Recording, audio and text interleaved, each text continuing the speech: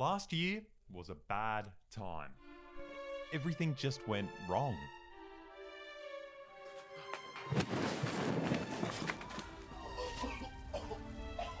Australia was on fire. This smoke just billowing out. There are now an estimated 1 billion animals lost. Deadly and devastating wildfires. Nowhere to run.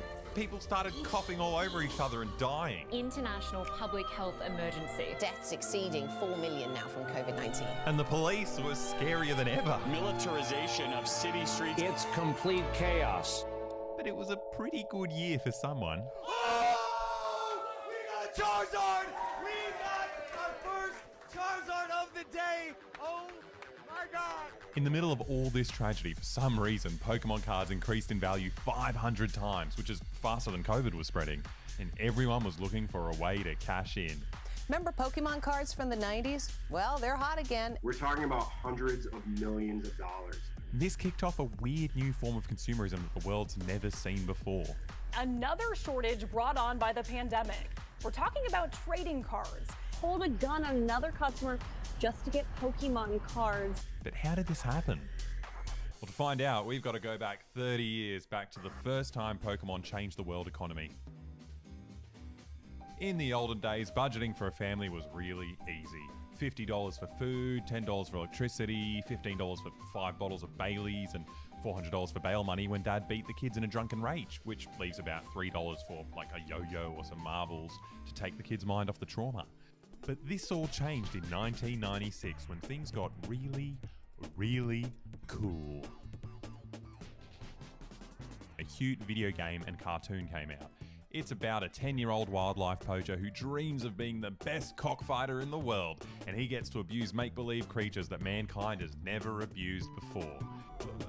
The plot of the show isn't important here. What's important is Pokemon's business model. The company discovered a revolutionary hack that altered family budgets forever.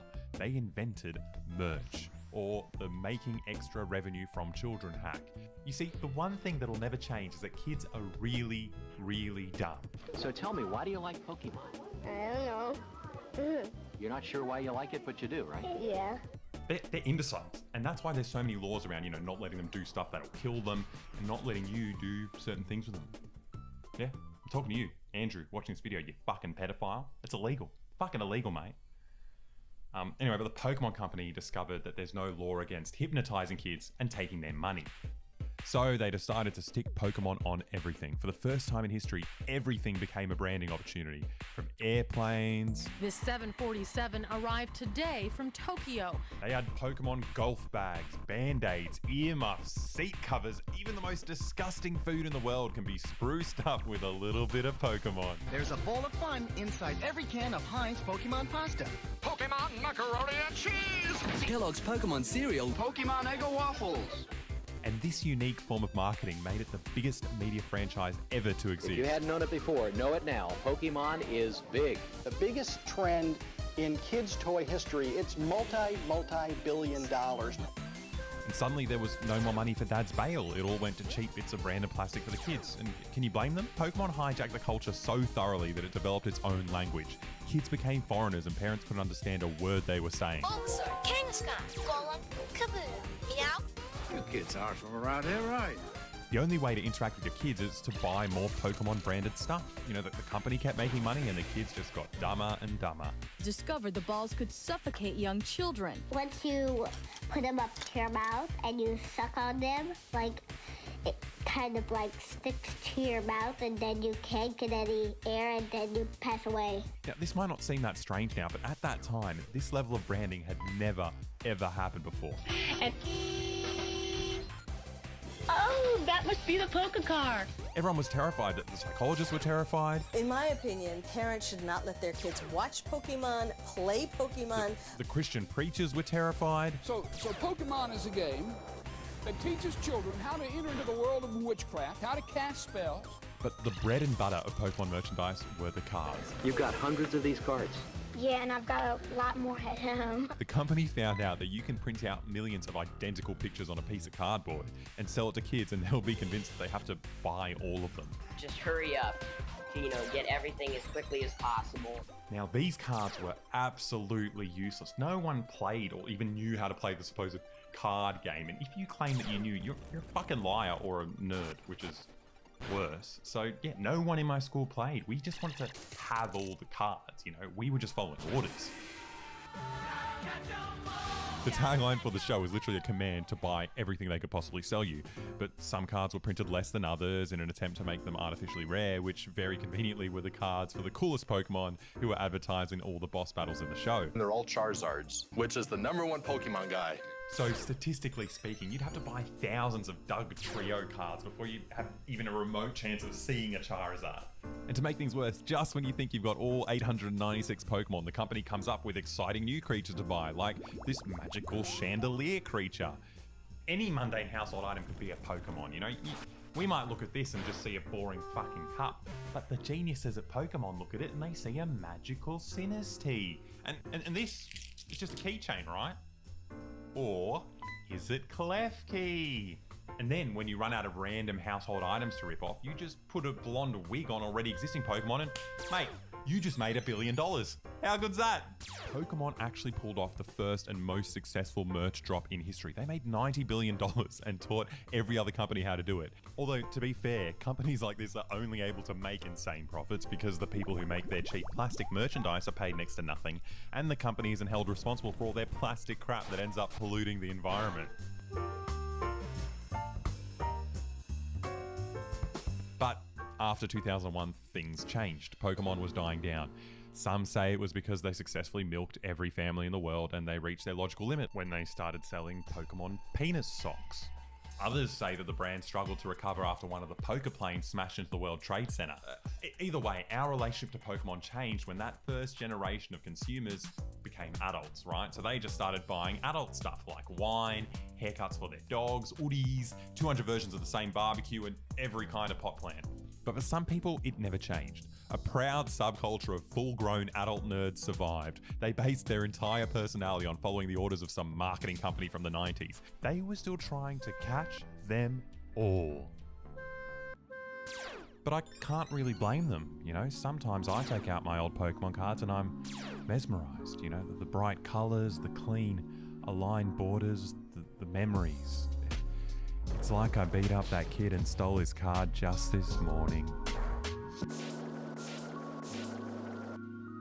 Now the cards will, fluctuate a little bit in price for the next 20 years until 2020. In the middle of a global economic crisis caused by a pandemic, Pokemon cards went through the roof. And this caused distress among adult nerds. Do y'all feel like you're getting priced out of the hobby? Yes, 100%. That's exactly what's happening. In a way, it's robbing everyone of the fun.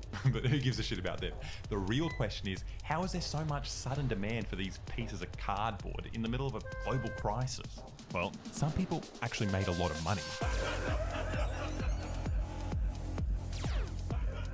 You see, under capitalism, the system always responds to crises by bailing out the biggest companies, bringing interest rates to zero, and all those other policies that rob the poor to save the rich.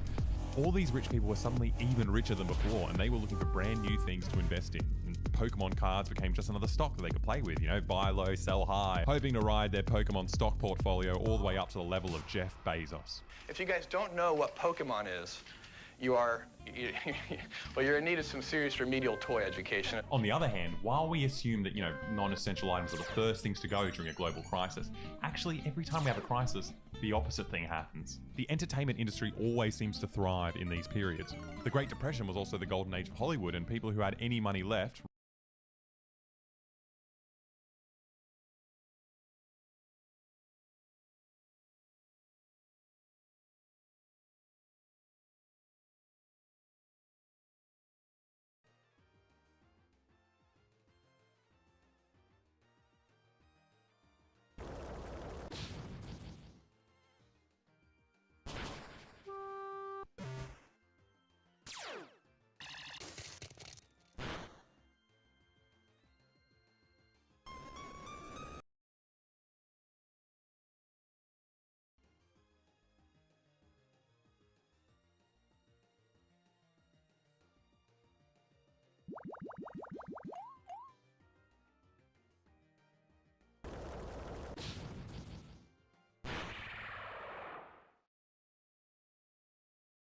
rushed to the cinema, trampling all the dead and starving people on the street so they could watch a nice movie and take their mind off how depressing the world was.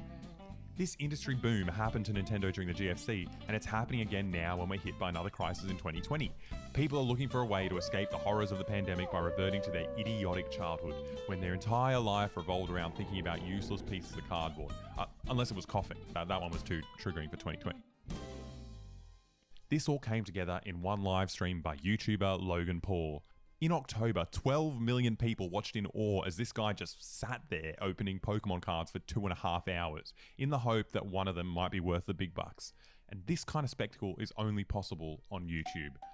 You see, back in 2010, YouTube was the birthplace of one of the most alienating forms of entertainment imaginable: unboxing. A genre of videos where people literally talk about boxes and styrofoam, how the boxes look, how they feel, how they smell. On the back it says lubrication before and after the blades, which is going to help ensure a really good shave. So I just opened the big box and I found out that there's actually another box.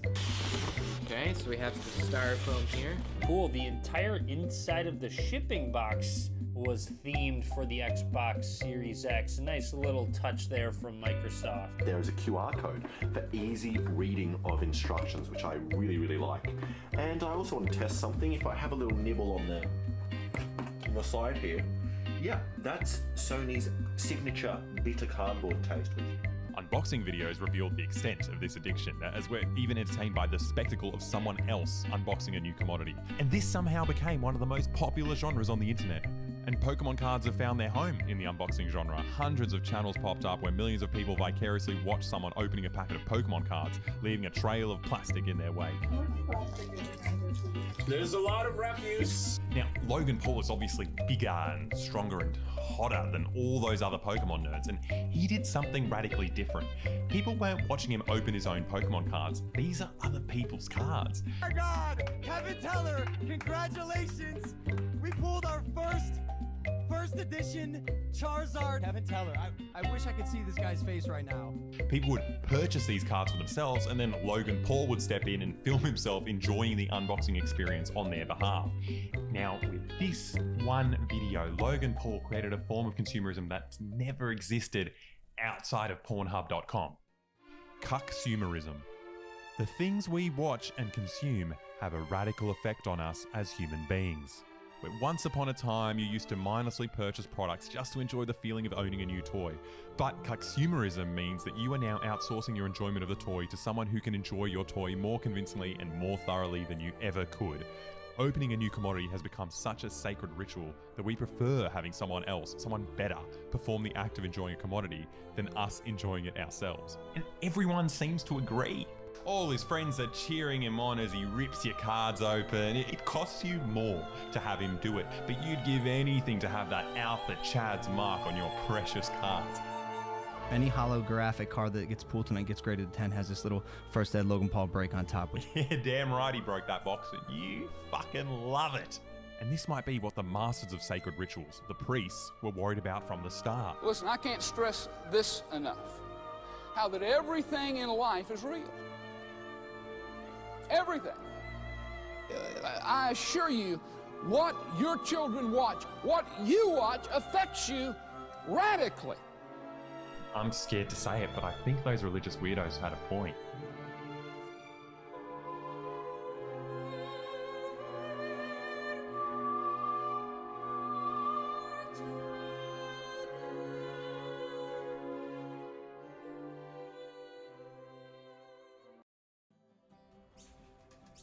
There's a couple of things you should know about Australians. We love a good barbecue. We love having fun in the summer with all our mates. But as patriotic members of the Commonwealth, there's one thing we love above everything else. We love our Queen. I met a strange lady. She made me nervous. She said, do you come from a land? Now, not many people know this, but Australians are the biggest gamblers in the world. Our number one favourite way to lose money is slot machines. We have 60 times more machines per person than any other country in the world.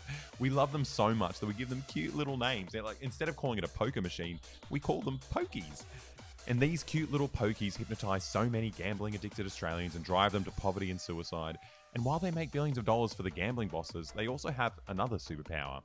Pokies are one of the main ways that criminals launder their money. You put dirty bills in the machine and you get brand new, clean ones out of it. You know, it's super convenient, both for organised crime that's always looking for ways to clean their money, and our giant unregulated gambling industry that's always looking to boost their insane profits by letting criminals use their machines.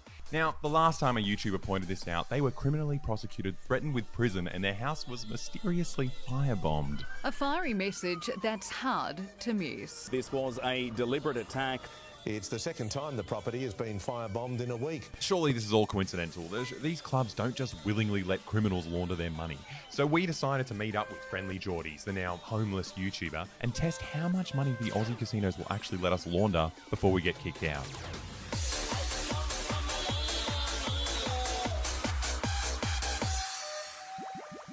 So we're here in one of the poorer suburbs of Sydney, which coincidentally happens to have one of the most lucrative pokie clubs. Now there are 743 of these machines in here, and we've got $10,000 in this suitcase.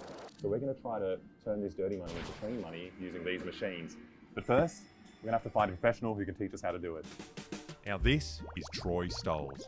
If anyone knows how to launder money, it's him. He was hired by Clubs New South Wales, the giant lobby group for the gambling industry. Now his job was to inspect venues for money laundering, and he's seen some pretty wild things in his time. The worst one I didn't tell you was, so I went to Revesby. They got controller boxes like a hard drive for your computer down in the dungeon. So I go down in the dungeon and I stopped, double take. I said, why is there 70 chairs in this room?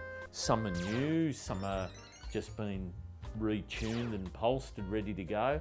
And the duty manager said to me, Troy, we'll probably go through 20 or 30 of them tonight because they soil the seats while they're playing the pokies. No. Staff have got to clean them up. And what, then they just say, bring me a chair? Yeah. And they keep playing. They keep playing. They've done their business on the stool. They just keep playing.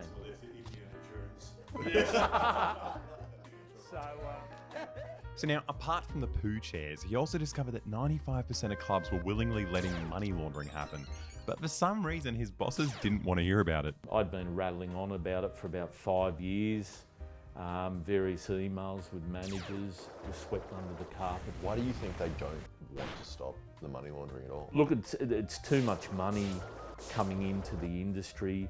Let's forget that it could be from child exploitation or prostitution. Let's not worry about any of that. It's about the mighty dollar, unfortunately. So Troy became a whistleblower and leaked his shocking findings to the public. Now, his bosses weren't very happy about this. You know, being in charge of gambling in the most gambling-addicted state, in the most gambling-addicted country, makes you very rich and powerful. These guys have taken down politicians before, and Troy quickly realised he pissed off the wrong people.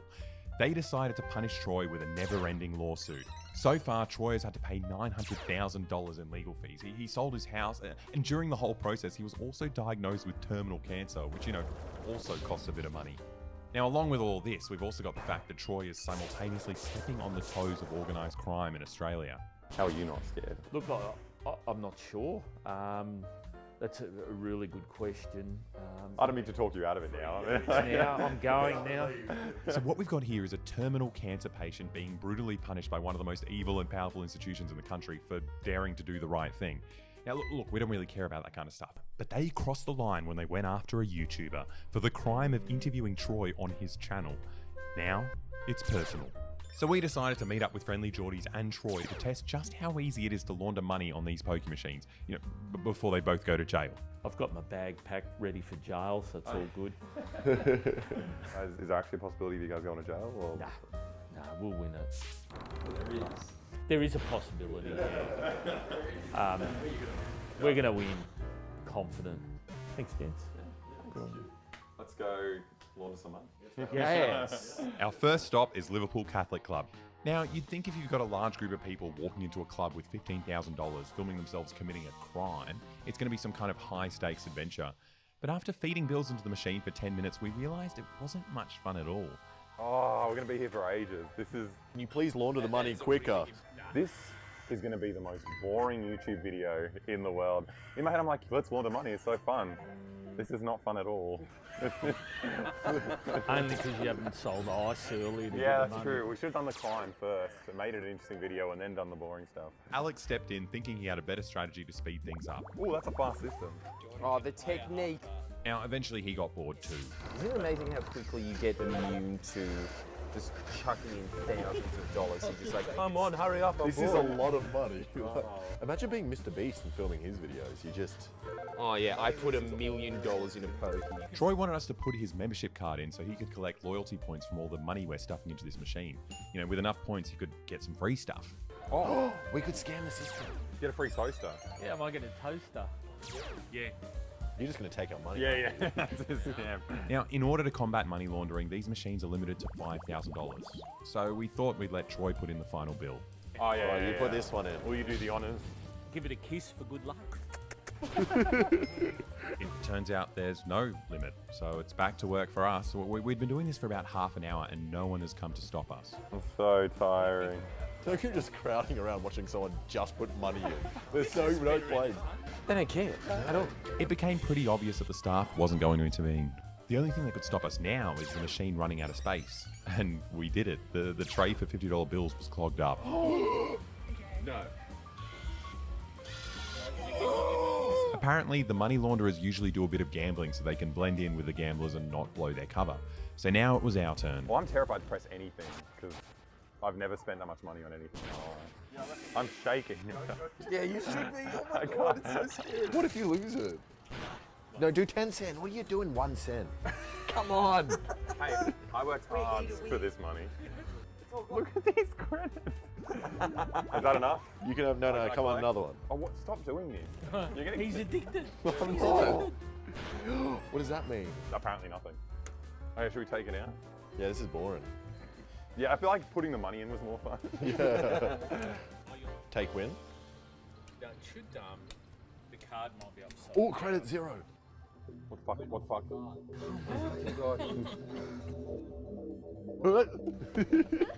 Wait, so what if it's gone? At least we got video proof that we put all those notes in. This is terrifying. $7,500 has just disappeared. I'm just hoping it'll be on our card when we cash out. So we're going to take our card to this machine that lets you cash out into brand new, clean bills without having to interact with any annoying humans who might ask you annoying questions like, where'd you get all this money? Or I didn't even see you gambling. Another great thing about this machine is that you technically receive gambling prize money. So whatever you get out is completely tax-free. Now, hopefully our 7.5k didn't just disappear. Failed. 0 credit. What? No. No, that's no. No. Oh my fucking God. Please don't. Please.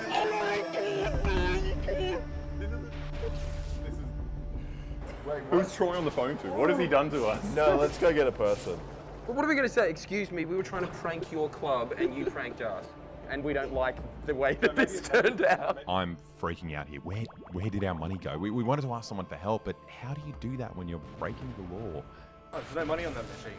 Yeah, No. but we put that in. We put 7. So how do we get the money onto this card? Did you check out by any chance with the members card by any chance or no? Oh, maybe it's on Troy's one. Okay, so it must have been that one. It must be on the members card. Is it on that card? So it's on your card now.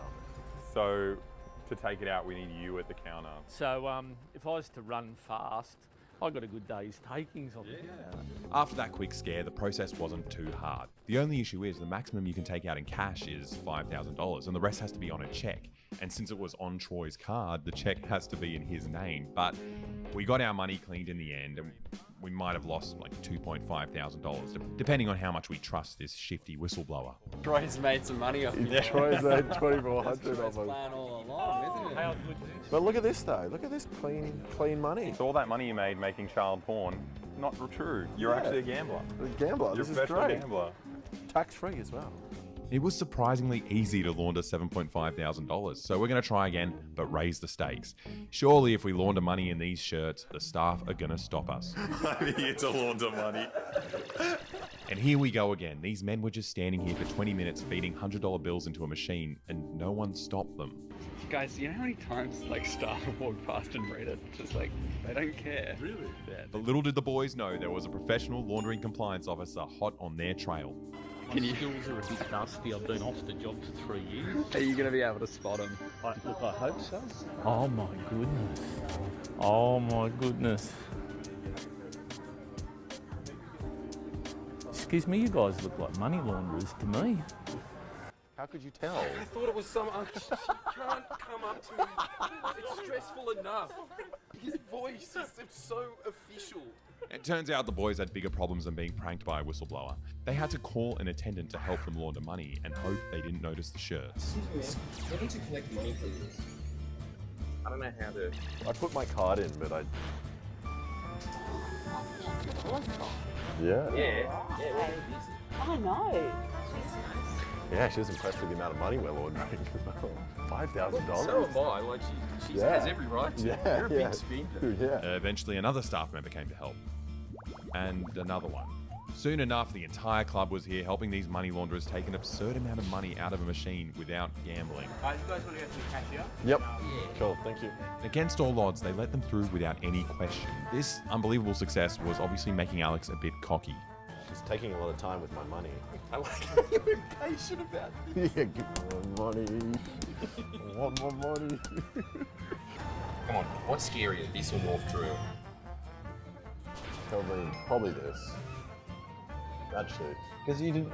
Like the rules were very clear in North Korea, and we didn't feel like we're doing anything wrong. Oh yeah. And just as they mentioned North Korea, the secret police came in. That's what this is. No recording. No. No. No, we're just. Friendly Geordies, oh my god. Thanks for watching. You have to stir it over here and go to another club. Things were going surprisingly well with the Geordies fans working in security until their supervisor realised what was on our shirts.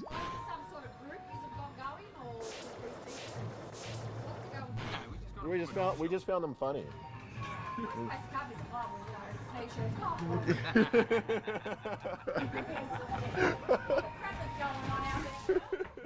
So the shirts weren't a problem, and neither was the money we were actually laundering. It was the cameras. Just make sure that you guys aren't filming poker machines. It's against the law. Sure. Sorry about that. Worries. Thank you. Yeah, at all. So apart from that, we're all good.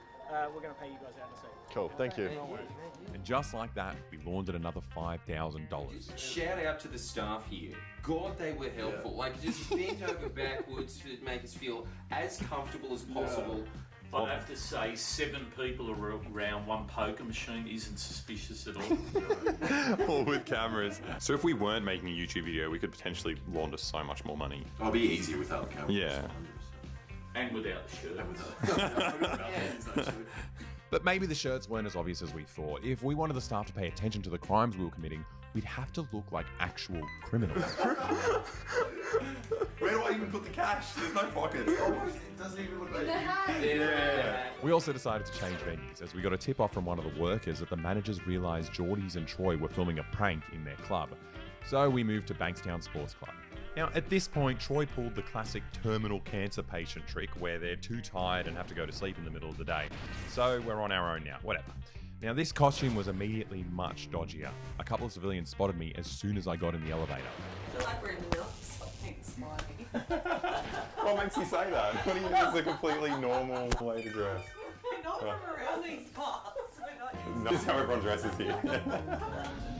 Before you play, I think you should order on the menu a drink. Oh yeah, actually I deserve one. Last meal maybe.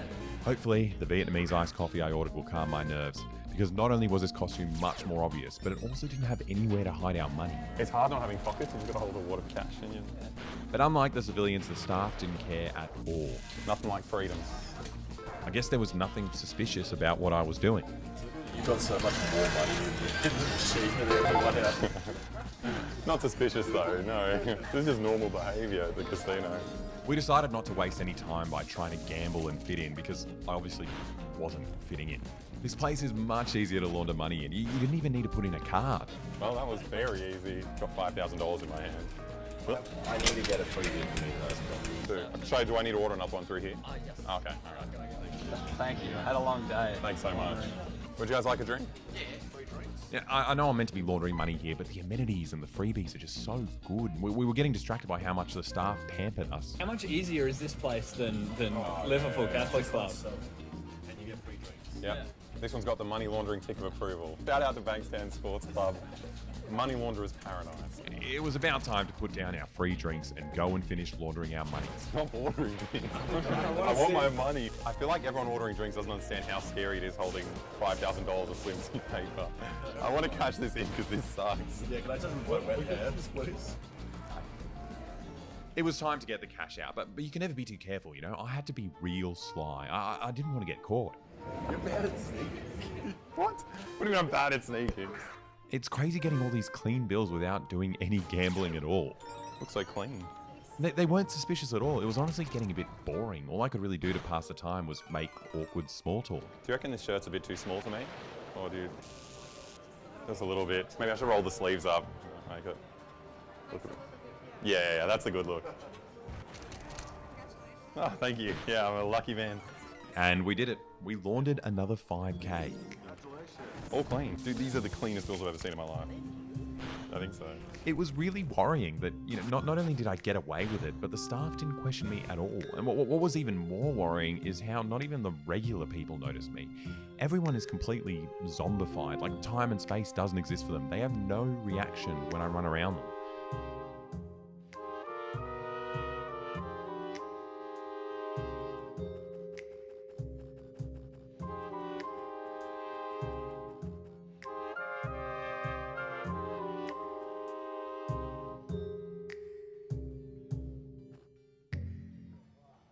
Honestly, this was making me pretty sad, so it's time to retire the burglar costume. At this point, it felt like there was nothing we could do to alert them to the fact that we're freely laundering money. But maybe my criminal outfit was too stereotypical and outdated. This next one is foolproof. It'll be obvious that they're dealing with actual scary criminals. And there we were again, filling the machine to the brim with $100 bills. I'm not sure why, but this machine wasn't really working very well. I couldn't quite put my finger on it. It's not warm enough. Maybe if I lick it first. Give him a lick.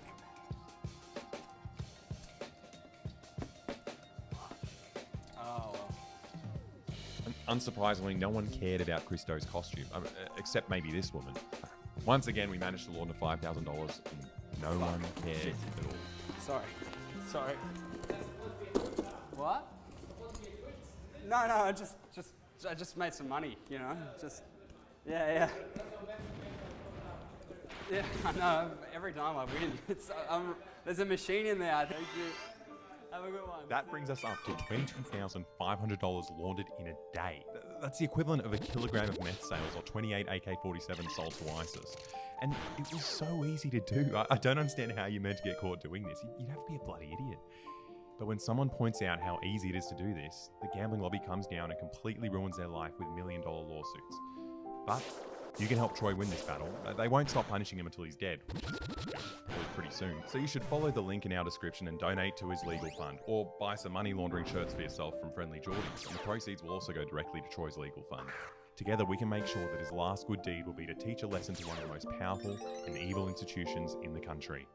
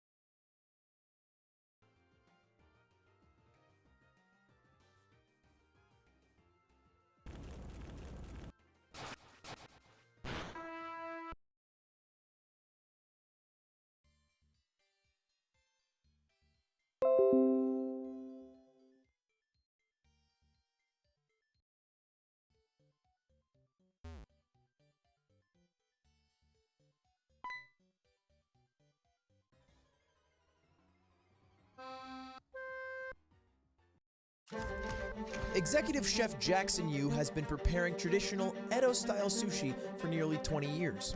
My name's Jackson Yu, and the head chef for Omakase San Francisco. After moving from Beijing to San Francisco at just 18 years old, Chef Yu worked thousands of hours in the best Japanese restaurants in the city, honing his skills and cultivating his knowledge for the love of sushi. In 2016, he opened the 6-time Michelin star winner, Omakase, which has earned a reputation as one of the Bay Area's top sushi destinations. Chef Yu visits Japan at least once a year, constantly searching for the finest ingredients to be sent directly from the world-renowned Tsukiji Fish Market in Tokyo to his restaurant in San Francisco. Hey, Ludwig, are you ready?